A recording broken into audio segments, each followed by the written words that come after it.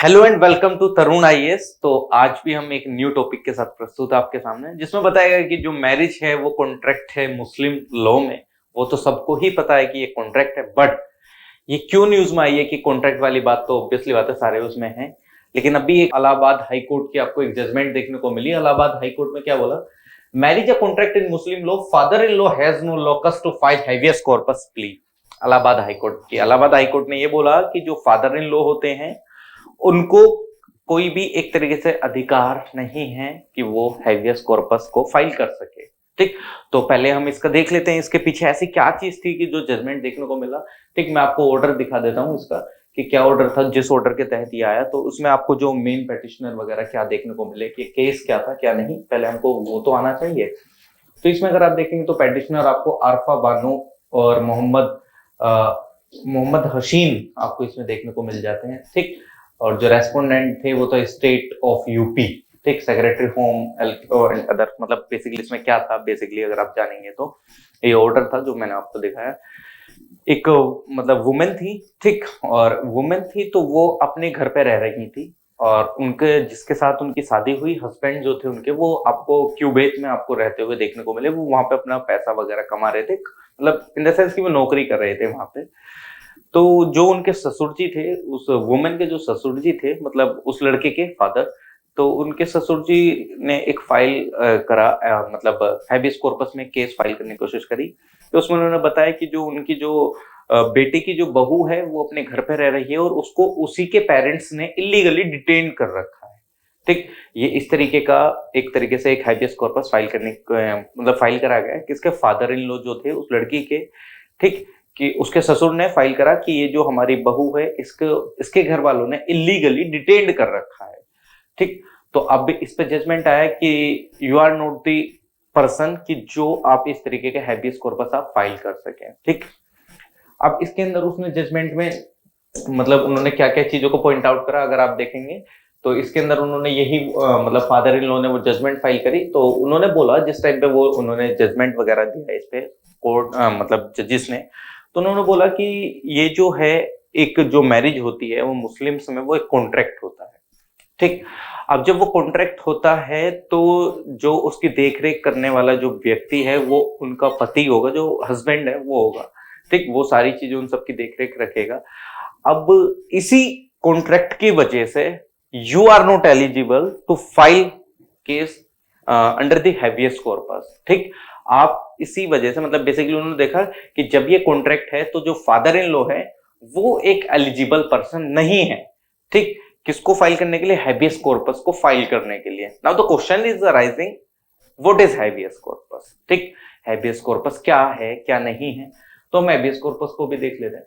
अगर आप habeas corpus देखते हैं तो इसके अंदर हम ये जानते हैं कि अगर किसी को इलीगली डिटेन कर रखा है, मान लीजिए कि किसी भी एक पर्सन को इलीगली डिटेन करा जा चुका है, अब उसके पास एक कुछ ना कुछ तो अधिकार होगा ना कि वो उसका मतलब बेसिकली उसके फैमिली वगैरह के पास या सब, मान लीजिए कि कल को मेरे को इलीगली डिटेन कर लिया गया या पुलिस वगैरह के द्वारा कुछ भी है सच, तो मेरी फैमिली के पास एक अधिकार है, मतलब जो मेरे क्लोज वंस या जो भी मेरे आसपास में जितने भी रहने वाले ऐसे जितने भी देखने को मिलते हैं, ठीक, वो मेरे लिए हैबियस कॉर्पस फाइल कर सकते हैं कि इसको इलीगली डिटेन करा जा चुका है। अब वो इलीगली डिटेन्ड है कि लीगली डिटेन्ड है वो आपका कोर्ट डिसाइड करता है, क्योंकि आपको पता है अगर मेरे को डिटेन करके लेके गई है पुलिस तो वो उसको 24 घंटे के अंदर मजिस्ट्रेट के सामने प्रस्तुत करना होगा, वो सारी चीजें वही डिसाइड करेंगे कि यह केस कैसा है कैसा नहीं है। ठीक, क्या इलीगली डिटेन करा गया था क्या नहीं करा गया है। तो इफ अगर मेरे को ये पाया जाता है कि मेरे को इलीगली डिटेन करा गया तो मेरे को रिलीज कर दिया जाएगा। इफ इसके अंदर भी सर्कमस्टांसेस हैं कि अगर आपको प्रिवेंटिव डिटेंशन के तहत रखा गया है, मान लीजिए कि आपको इसलिए रखा गया है कि मतलब जैसे आपको 370 कानून जो लागू हुआ मतलब उसको हटाया गया था जो जम्मू एंड कश्मीर से, तो उस टाइम पे काफी जो पॉलिटिकल मिनिस्टर्स वगैरह थे उनको क्या करके रखा गया था, डिटेन करके रखा गया था। वो जो डिटेन था वो लॉफुल डिटेन था, वो इसलिए रखा गया था बिकॉज क्योंकि वो कोई भी समाज में उनको ऐसा लग रहा था कि अगर ये बाहर रहेंगे तो इन द सेंस कि वो कुछ एज सच मूवमेंट वगैरह ऑर्गेनाइज करा सकते हैं, समाज में डिसहार्मनी फैल सकती है, ठीक। तो उनको लीगली डिटेन करा गया था, जिसके लिए हैबियस कॉर्पस ऐसा आपको फाइल करते हुए कोई नजर नहीं आया। बट हाँ, एक शायद फारूक अब्दुल्ला या उनकी शायद, मेरे को ध्यान नहीं आ रहा है, उनकी एक लड़की थी, उन्होंने हैबियस कॉर्पस वगैरह शायद फाइल करने की कोशिश करी थी हाई कोर्ट में, ठीक, क्योंकि उनकी क्लोज्ड वन थी, उनकी बेटी वगैरह थी, ठीक। तो इसको ध्यान रख सकते हैं कि इलीगली कस्टडी में रखा गया है आपको, ठीक। ये प्रोटेक्ट करता है right of freedom, personal liberty आपका, ठीक। ये कोर्ट ऑर्डर डिसाइड करता है कि वेदर इट इज मतलब बेसिकली वो मतलब लीगल है कि कैसा है कैसा नहीं है, एक लीगल प्रोसीजर है। रॉन्गफुल अगर आपको इम्प्रिजनमेंट देखने को मिल जाता है, और ये जो हैबियस कॉर्पस है ये शब्द आपको लेटिन से देखने को मिलता है, जिसका मतलब होता है to bring the body before the court, ठीक। तो आई होप कि आपको इसका मतलब समझ में आया होगा कि हैबियस कॉर्पस आपका होता क्या है। अब बेसिकली इसके अंदर हम जान लेते हैं कि कॉन्स्टिट्यूशनल प्रोविजन आपको कौन कौन से देखने को मिलते हैं। तो आपको पता होगा आर्टिकल 32 जो हमारे संविधान के अंदर प्रोवाइडेड है कि रिट जुरिस्डिक्शन जो आती है, मतलब अगर आपके फंडामेंटल राइट्स का हनन देखने को मिलता है, जो कि आपको फंडामेंटल राइट मिले हुए हैं आर्टिकल 12 से आर्टिकल 35 तक के बीच में, ठीक। तो अगर उनका हनन आपको देखने को मिलता है, वायलेशन आपको देखने को मिलता है, तो you can directly approach to the Supreme Court without any kind of मतलब कि हायरार्की। सबसे पहले आपको डिस्ट्रिक्ट कोर्ट ये सब जाना होगा, you can directly approach to the Supreme Court. Under the Article 32, there are many jurisdictions under it. One of the writ jurisdiction under Article 32 in which you can file case just like आपका Article 32 के अंदर writ jurisdiction अगर file करनी है तो आपको habeas corpus भी मिला हुआ है, ठीक। habeas corpus Article 32 के अंदर भी देखने को मिलता है।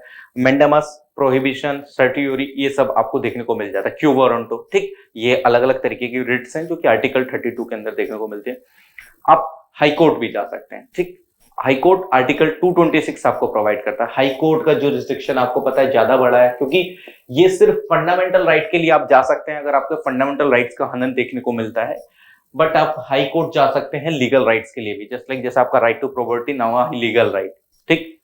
तो आप उन सब राइट्स के लिए भी जा सकते हैं। बट यहाँ पे एक स्टिक है कि आपका अगर फंडामेंटल राइट्स का ही हनन हुआ है, यहाँ पे आप किसी भी के लिए जा सकते हैं, जैसे इसमें दे भी रखा है, ठीक। मैंडेमस, प्रोहिबिशन, सर्टियोरी, कोई वारंट वगैरह, हैबियस कॉर्पस, ये सब जो आपकी रिट है उनके लिए आप जा सकते हैं, ठीक।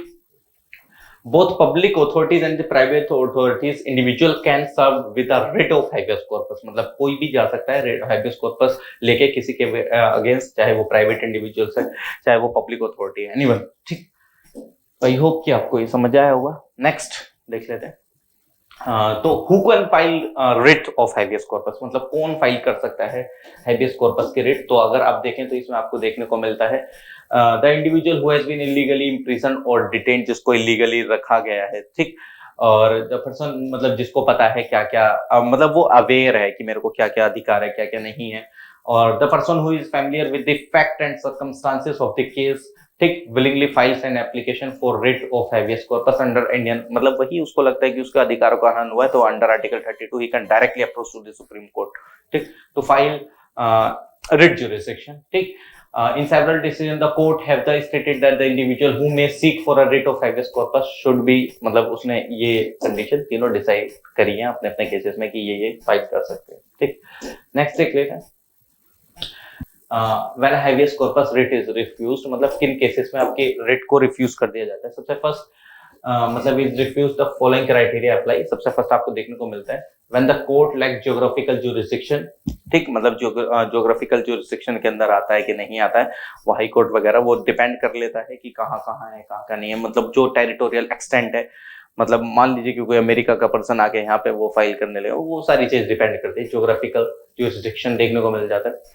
When a person is detained in accordance with the court order, मतलब अगर उसको डिटेन करने के लिए कोर्ट ने ही बोला है तो ऑब्वियसली बात है उसमें वो कैसे फाइल कर सकता है। तो कोर्ट ने इलीगली तो डिटेन नहीं करा होगा ना, लीगली डिटेन करा होगा तो उस केस में नहीं फाइल कर सकते। When the person detained has already been released, ठीक, मतलब जिस टाइम पे पर्सन को डिटेन रखा गया था और उसको बाहर निकाल दिया गया हो, आप दोबारा वो कैसे फाइल करते हैं, मतलब ऑब्वियसली बात है अब जिस पर्सन को डिटेन करके रखा गया था इलीगली जैसे भी उसको छोड़ दिया गया, अब वो दोबारा हैबियस कॉर्पस फाइल करेगा, नहीं, ऐसा नहीं होता है। When the detention has been made legally by the elimination of the flaws, ठीक, जिस टाइम पे डिटेंशन को लीगली कर दिया गया है, मतलब बेसिकली जो भी उसमें कानून में जो चीजें देखने को मिल रही थी एक तरीके से इमरजेंसी के दौरान रखा गया है, उस टाइम पे नहीं कर सकते। और जिस टाइम पे जो आपकी पेटिशन है वो डिसमिस हो गई है, ठीक, मतलब कोर्ट वगैरह के द्वारा ये सब, तो ऑब्वियसली बात है आप दोबारा फाइल नहीं कर सकते हैं। ठीक, तो मैरिज को एज अ कॉन्ट्रैक्ट मानते हुए high court, Allahabad high court ने अभी आपको मतलब क्या करा, उसको रिजेक्ट करा कि you are not the person जो कि आप इस तरीके की रिट फाइल कर सके। तो उसने बोला कि इस्लामिक मैरिज एग्रीमेंट वगैरह होता है, तो इस वजह से हम इसको नहीं मान सकते। तो तमाम आपको ये देखने को मिला न्यूज वगैरह में। ठीक, आई होप कि आपको ये समझ में आया होगा कि क्या क्या है, क्या हैबियस कॉर्पस होती है, क्या नहीं होता है। ठीक, और आप हमारी अदर वीडियोस भी देख सकते हैं जो कि डेली बर्निंग इश्यूज, और पहले भी हम काफी मतलब वीडियो लेके आ चुके हैं इकोनॉमिक्स वगैरह, इन सब पे करंट अफेयर से रिलेटेड भी। ठीक, और you can connect with us on Telegram, आप वहां से हमारी पीडीएफ डाउनलोड कर सकते हैं और आप अपना मतलब करंट अफेयर भी वहां से डेली पढ़ सकते हैं। ठीक, और आप अपना फ्री आंसर इवैल्यूएशन करा सकते हैं हमारी वेबसाइट्स पे। आप किसी भी क्वेश्चन पर आपने अगर आंसर लिखा हो, आप हमारी वेबसाइट पर अपलोड करिए तरुण IAS की, और वहां पे आप अपना सबमिट करिए और आपको विद इन 10 to 12 आवर्स आपको इवैल्यूएशन मिल जाएगा। तो ठीक है, थैंक यू सो मच, मिलते हैं नेक्स्ट वीडियो में नेक्स्ट टॉपिक के साथ।